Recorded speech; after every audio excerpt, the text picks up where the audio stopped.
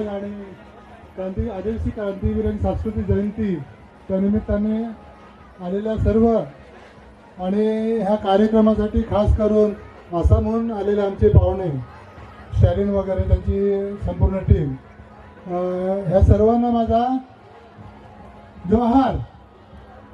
आणि त्याचप्रमाणे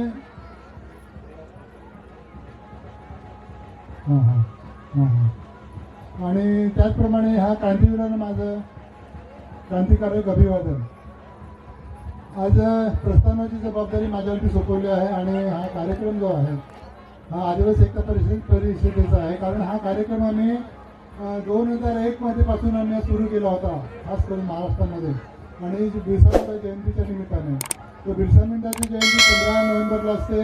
त्याच्या अगोदर 8 नोव्हेंबरला बाबूजी भांगरेची जयंती असते आणि गेले काल म्हणजे 22 नोव्हेंबरला झलकारीबाईची जयंती असते. परंतु मग एक एक कार्यक्रम करणं जरा कठीण होतं, म्हणून आम्ही 15 नोव्हेंबरच्या नंतर जो काही पहिला शनिवार येईल त्या शनिवारी आपण संपूर्ण संयुक्त जयंती साजरी करावी असा आम्ही एक निर्णय घेतला होता. आणि तो सुद्धा 2001 मध्ये, म्हणजे आज त्याला 25 वर्षापूर्वीचा हा निर्णय आहे.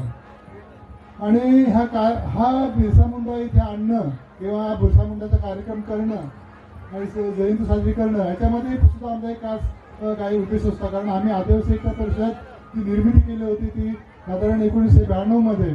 आणि 1992 साल हे खास करून सर्वांना आमच्यासाठी एक खास क्रांतिकारक वर्ष होतं असं मी तुम्हाला सांगू शकेन. कारण त्याच्यात अगोदर एक आदिवासीसाठी अट्रॉसिटीचा कायदा आला होता आणि संयुक्त राष्ट्रसंघाने आदिवासींचा ड्राफ्ट, आदिवासींच्या हक्काचा एक जाहीरनामा ते लिखण्याचं काम चालू होतं की ते युनोमध्ये पास होणार होतं.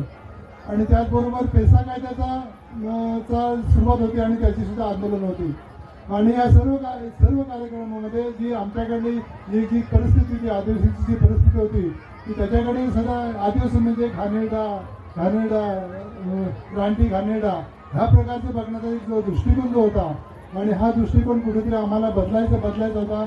आणि आमचा जो एक गेलेला इतिहास होता. कारण आज आम्ही जो आमच्या पायावरती उभे आहोत किंवा आपण बोलू शकतो की मी आदिवासी हे जो बोलू शकतो, हे जे आम्हाला जी प्रेरणा दिली ते आमच्या क्रांतिकारकांपासून आम्हाला मिळालेले आहे. आणि त्यांनी जर ब्रिटिशांच्या विरुद्ध जर बंड केली नसती तर आपल्याला हे दिवस बघावे लागले नसते असं आमचं ठाम समजूत आहे. आणि त्यामुळे ह्या जर वीरांच्या आपण ह्या वीरांनी जो एक संघर्ष केला त्याच्यामुळे संविधानामध्ये काही तरतुदी केल्या आणि ह्या आमच्या लोकांना माहीत नसतील की त्या लोकांपर्यंत कशा पोचवाव्यात. आणि ह्या पोचवण्याच्या उद्देशाने आम्ही बिरसा मुंडा जयंतीच्या माध्यमातून आम्ही एक छोटी सुरुवात केली होती. आणि मला सांगायला खूप आनंद वाटतो की ह्या बिरसा मुंडाची जयंतीची सुरुवात आम्ही जव्हारमधून केली होती आणि फार मोठ्या संख्येने लोक तिथे आले होते.